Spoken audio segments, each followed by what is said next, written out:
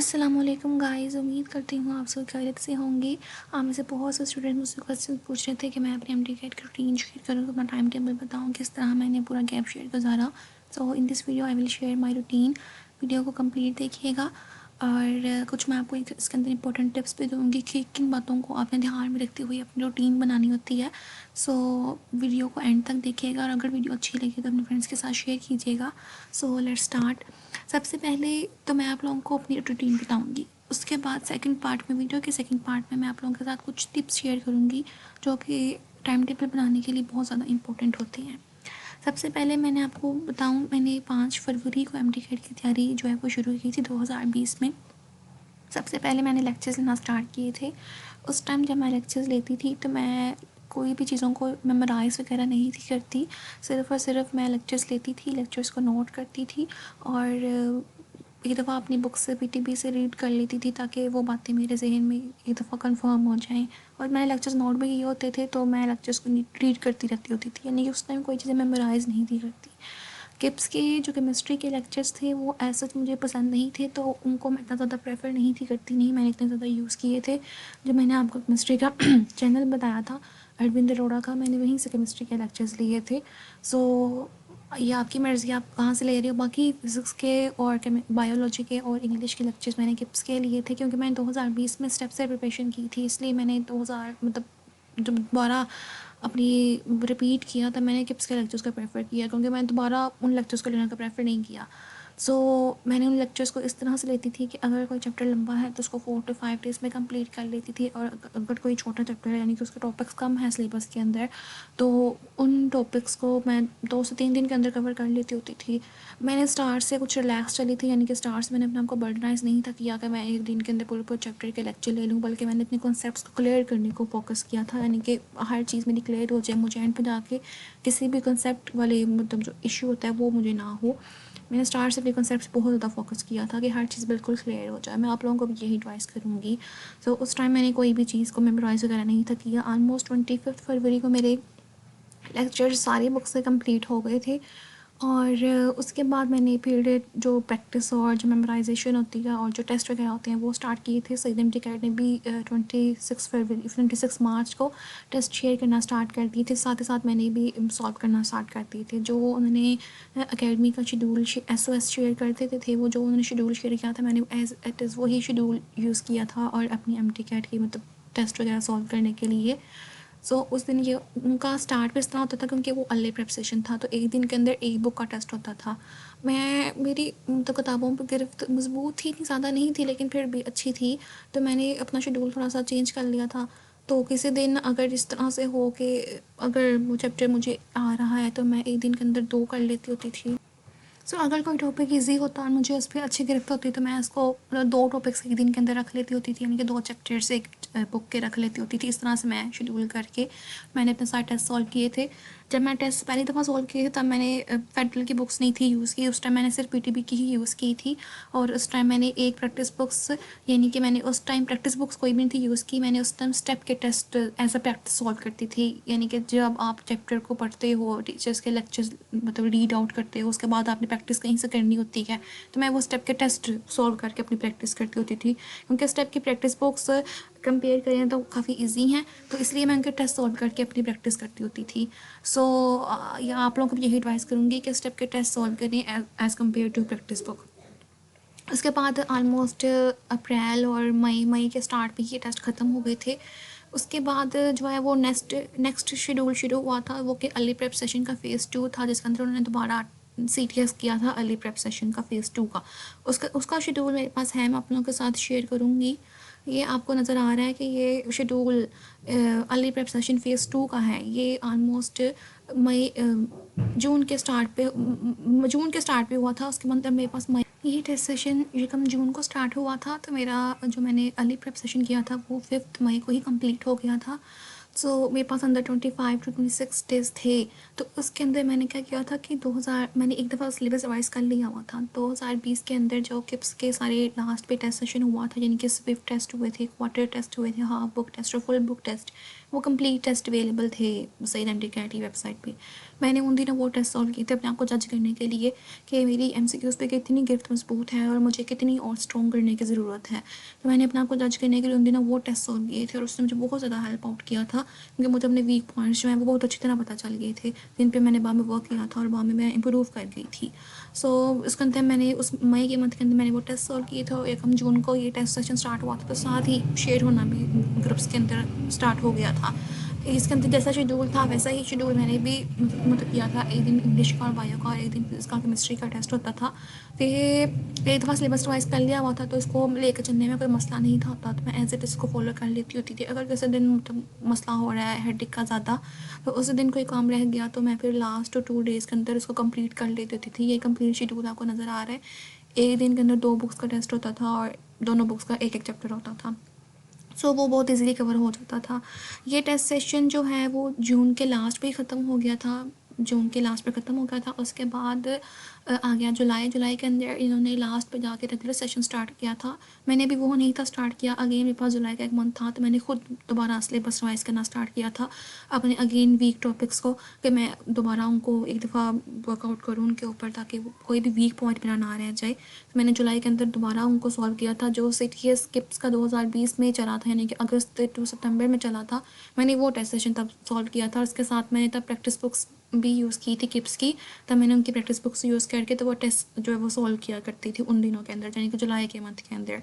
उसके बाद अगस्त के अंदर जो है उनका नया टेस्ट सेशन स्टार्ट हो गया था। उसका ये एस एस आपको नज़र आ रहा है स्क्रीन पे। इसके अंदर भी ऐसे ही होता था कि 2 दिन टेस्ट, एक दिन 2 बुक्स का टेस्ट हो गया और साथ लॉजिकल रीजनिंग के लेक्चर शेयर करना इन्होंने स्टार्ट कर दिए थे। मैंने स्टार्ट में लॉजिकल रीजनिंग को इतना टाइम नहीं था दिया, जब लेक्चर आना स्टार्ट हुए थे उसके बाद जो है लॉजिकल रीजनिंग को ज़्यादा टाइम दिया था। सो ये शेड्यूल मैंने एज इट इज़ फॉलो किया था और ये भी अगस्त के लास्ट में जाके ख़त्म हो गया था। ये शेड्यूल एक दिन के अंदर 2 टेस्ट होते थे और ये भी आपसे ईजिली कवर हो जाते थे। सो ये अगस्त के लास्ट पे ये शेड्यूल आपको नज़र आ रहा है ख़त्म हो गया था। उसके बाद आ गया सितंबर और 21 सितंबर को मेरा टेस्ट था। मेरे पास लास्ट 20 डेज़ थे अपना मतलब सिलेबस को एक दफ़ा दोबारा रिवाइज़ करने के लिए। जब मैंने स्टार की बुक्स जब मैंने अंदर एक दफ़ा यूज़ की थी, जब मैंने टेस्ट सेशन किया था ये अगस्त वाला, इसके अंदर मैंने स्टार की प्रैक्टिस बुक्स यूज़ की थी और स्टेप के टेस्ट मैंने सॉल्व कर लिए हुए थे। किप्स की प्रैक्टिस बुक भी सॉल्व कर ली हुई थी और अब मैंने स्टार की भी सॉल्व कर ली थी। उसके बाद जब सितंबर वाला सीटीएस स्टार्ट हुआ था, ये ऑलमोस्ट इस तरह से होता था कि एक ही दिन के अंदर चारों के चारों बुक्स के टेस्ट होते थे।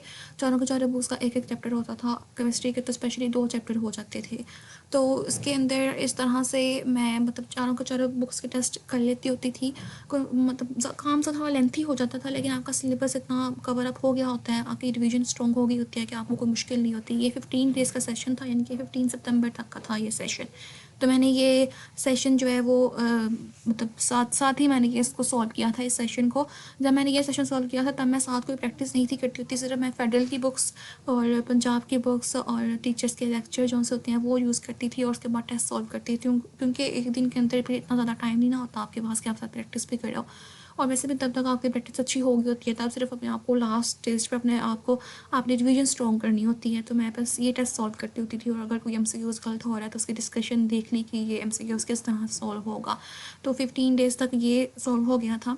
ये अपना शेड्यूल मैंने कंप्लीट आपके साथ, ये थोड़ा 15 से आगे चला गया था क्योंकि लास्ट डेज पे थोड़ी टेंशन की वजह से थोड़ा ज़्यादा सर दर्द का मसला हुआ था। तो ये मैंने ये कह लें कि 17 to 18 डेट तक जो है कंप्लीट किया था इस सेशन को। सो आप लोगों के साथ मैंने कंप्लीट ये शेड्यूल तो शेयर करती किस तरह से मैंने किस किस टाइम में कौन सी प्रैक्टिस बुक यूज़ की थी, कौन कौन से टेस्ट मैंने सॉल्व किया था। उसके बाद जो सेकंड पार्ट है वीडियो का, उसके अंदर मैं आपको कुछ टिप्स दूंगी जो कि शेड्यूल को बनाते हुए, टाइम टेबल को सेट करते हुए बहुत ज़्यादा इंपॉर्टेंट होते हैं। सबसे पहली एडवाइस जो मैं आपको दूंगी अपना शेड्यूल सेट करने में, वो मैं आपको ये दूंगी कि अपना शेड्यूल आपने इस तरह से सेट करना है। अगर आप गैर अकेडमी की प्रिपरेशन कर रहे हो तो आपने लाजमी 7 से 8 घंटे की नींद अंदर लाजमी रखनी है। स्टार्ट से अपनी नींद पे कोई कंप्रोमाइज़ नहीं करना, बल्कि मैं तो ये कहूँगी एंड तक बिल्कुल भी नहीं करना, क्योंकि अगर आपका माइंड स्ट्रॉन्ग है तभी तो आप जितना से टेस्ट का परफॉर्म कर पाओगी, क्योंकि वो आपके नर्व्स का और आपके जो माइंड सेट होता है दोनों का वो टेस्ट हो रहा होता है। सो नींद पे नो कम्प्रोमाइज़, स्टार्ट से लेकर एंड तक 7 to 8 आवर्स की नींद आपने लाजमी लेनी है। उसके बाद जो दिन के मतलब काम होते हैं, नमाज वगैरह और खाना वगैरह और कुछ और भी इंसान के काम होते हैं, उनके लिए आपने अलहदा से पहले से टाइम निकाल लेना है। बाकी जो टाइम बचे, लेट्स सपोज आपके पास 10 to 11 आवर्स बच रहे हैं, उसके अंदर भी आपने 1 घंटे की और ब्रेक रख के बाकी जो 10 आवर्स बचे हैं उसके अंदर आपने अपना शेड्यूल सेट करना है। ये नहीं करना कि 16-16 17 घंटे आप पढ़े जा रहे हो लगातार। अगर आपने स्टार्ट से ही इतना अपने आप को बर्डनाइज कर दिया, स्टार्ट पे ही आप बहुत ज़्यादा पढ़ना स्टार्ट कर देते हो, एंड तक आप बिल्कुल फेडअप हो जाओगे और आपसे अच्छी तरह से अपनी रूटीन जो है वो लेके नहीं चली जाएगी। हमारे साथ हमें यही एडवाइस करते होते थे कि स्टार्ट पे आपने इस तरह से चलना है कि आप 8 से 9 घंटे तक की मतलब रूटीन सेट करो कि इतना टाइम इतना काम मुझे रखना है एक दिन के अंदर जिससे मैं 8 से 9 घंटों के अंदर कवर कर सकूँ। उसके बाद ऐसा ऐसा करके आपने टाइम बढ़ाना है। लास्ट तक भी आपने जाके ऑलमोस्ट 12 आवर्स तक का काम रखना है एक दिन के अंदर, इससे ज़्यादा काम नहीं रखना आपने, क्योंकि आप फिर टेस्ट वाले दिन बहुत ज़्यादा थक गए होते हो, फिर आप उससे उतना अच्छा परफॉर्म नहीं हो पाता जितना आप रिलैक्स मूड के अंदर जो है वो टेस्ट को अच्छी तरह से परफॉर्म कर पाते हो। सो ये तो हो गया आपने अपना शेड्यूल किस लिहाज से सेट करना है। दूसरी बात कि आप जो अभी से अपना रूटीन स्टार्ट कर रहे हो, स्टार्ट पे जैसे मैंने लेक्चर्स लिए थे, मैं आपको भी यही एडवाइस करूँगी कि आप लेक्चर्स लो, उनको सिर्फ अभी रीड आउट करो, उनको मेमोराइजेशन और उनकी प्रैक्टिस और टेस्ट सॉल्विंग जो है वो आप अभी ना करो, क्योंकि अगर आप अभी से करना स्टार्ट कर दोगे तो आप एंड तक बिल्कुल थक जाओगे। अगर आप समझते हो कि मैं नहीं थकूँगा, मेरा माइंडसेट इतना अच्छा है, तो आप उन चीज़ों को ठीक बेशक मेमोराइज़ करना स्टार्ट कर दो, लेकिन अपने आप को अभी स्टार्ट से इतना बर्डनाइज नहीं करना कि आप एंड तक जाके फेडअप हो जाओ। ये बात बहुत इंपॉर्टेंट है कि आप स्टार्ट से जो है वो अपनी रूटीन बहुत स्लोली स्लोली लेके चलो। Slow and steady wins the race, वो जो कोटेशन है आपने एज इट यहाँ पे फॉलो करनी है। आराम आराम से हर चीज़ को लेके चलना है, हर चीज़ की प्रैक्टिस आराम से करनी है, आराम से हर चीज़ को फॉलो करना है कि कोई भी बात आपकी जो है वो मिस अप ना हो जाए। और एक बहुत इंपॉर्टेंट क्वेश्चन जो स्टूडेंट्स पूछते हैं कि जो पीएमसी का जो सिलेबस है वो हमें फॉलो करना चाहिए या कंप्लीट बुक्स को प्रेफर करना चाहिए। गाइस, मैंने जो है वो मेरी गलती थी कि मैं कंप्लीट सिलेबस को ही फॉलो करती रही थी लास्ट तक, यानी कि अगस्त तक।